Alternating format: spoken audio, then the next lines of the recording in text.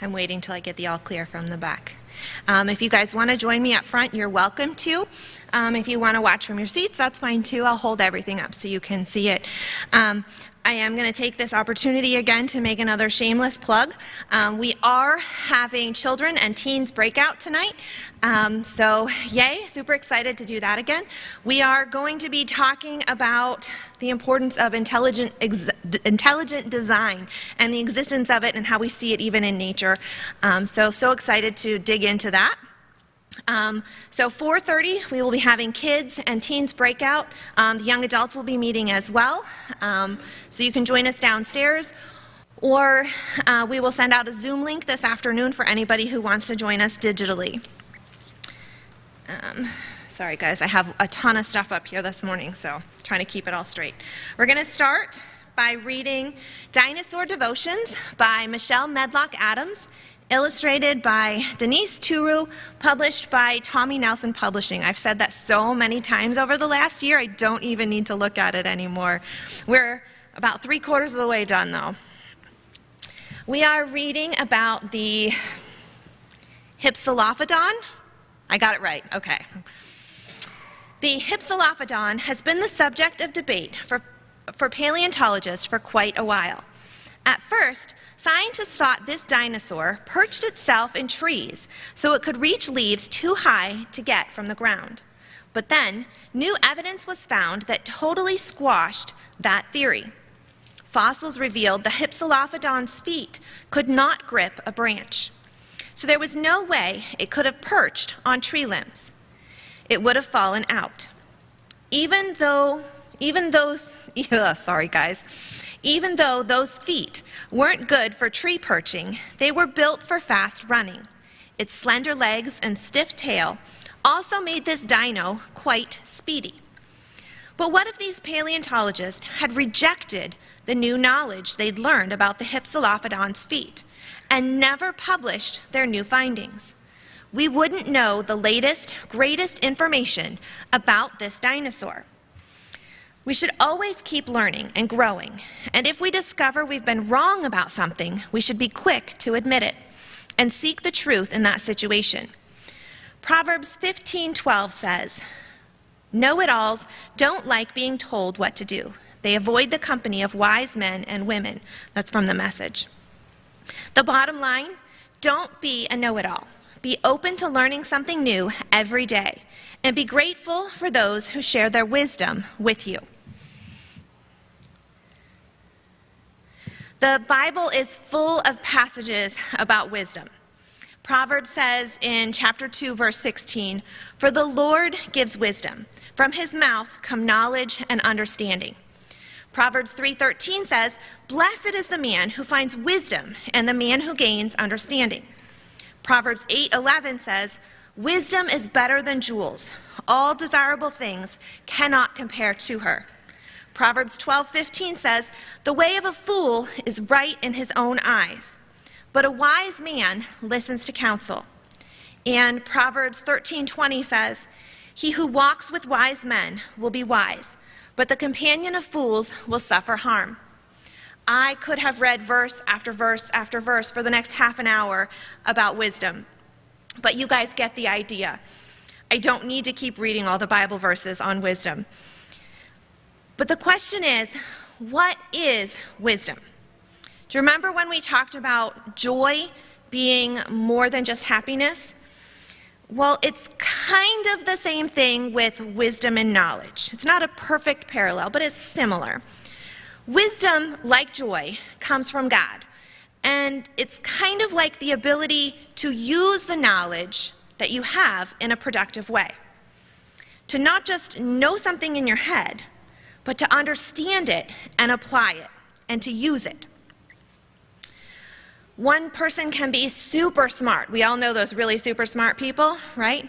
Somebody can be super duper smart, but not have wisdom. Somebody else can maybe not have as much knowledge, but have a lot of wisdom. Job 28:12 through 28. We read, and I'm going to jump around here. I'm not going to read that whole section. Verse 12. "But where can wisdom be found? And where is the place of understanding? Pure gold cannot be given in exchange for it, nor can silver be weighed at its price. Coral and crystal are not to be mentioned, as the acquisition of wisdom is above that of pearls. The topaz of Ethiopia cannot equal it, nor can it be valued in pure gold. Where then does wisdom come from? And where is the place of understanding? God understands its way, and he knows its place. For he looks to the ends of the earth and sees everything under the heavens.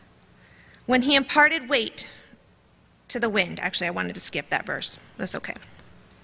And to man he said, behold the fear of the Lord, that is wisdom, and to depart from evil is understanding. Wisdom is a treasure more precious than gold, more valuable than fine topaz or sapphires. Finding wisdom is more rare than finding costly pearls. Who likes a good old-fashioned treasure hunt, or a secret decoder puzzle, or an escape room? Yeah, I do. They're fun. The fun starts when you find the treasure map or when you find the puzzle. And as you keep looking and searching, the excitement grows and grows and it builds. The first thing my kids did when we saw the Declaration of Independence in Washington, D.C., was to try and peek under the glass and see the back for the famed treasure hunt, or for the famed treasure map on the back. A lot of you know what I'm talking about. And of course, you cannot see the back of the Declaration. They've got it in glass, and you can just see the front of it. They don't even let you touch the glass. But we were assured that there was indeed no treasure map on the back. My kids still aren't quite sure because they couldn't actually see it themselves. But a treasure map might lead us all over the place, looking for some unknown hidden treasure. And when we get to the right spot, that treasure might have already been found by someone else, or it might never have been there to begin with. I have a treasure map here. Can you see it?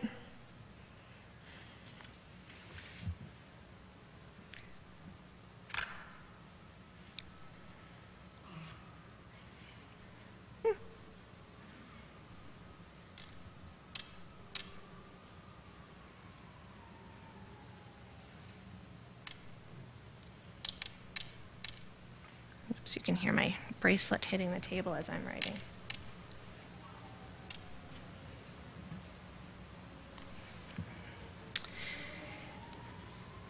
Okay, can you see it now? Can you see anything on there? Some of you up close might be able to see it. God promises that if we seek him, we will find him.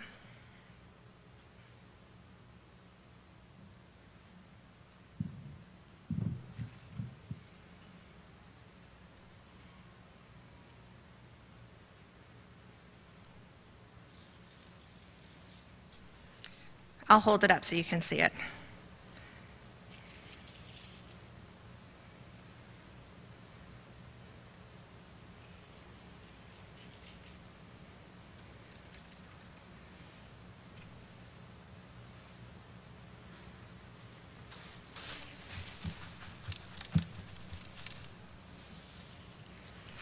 When I add Jesus to our map, we find the best treasure of all, wisdom. Can you read it from back there? Can you see it?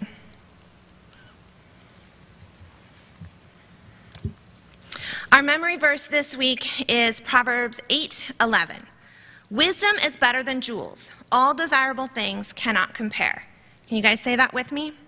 Proverbs 8:11. Wisdom is better than jewels. All desirable things cannot compare. Thanks, guys. If you want to join us downstairs for Kids Connection, you can meet Miss Debbie out in the foyer, and I'm going to turn things over to Pastor Dan.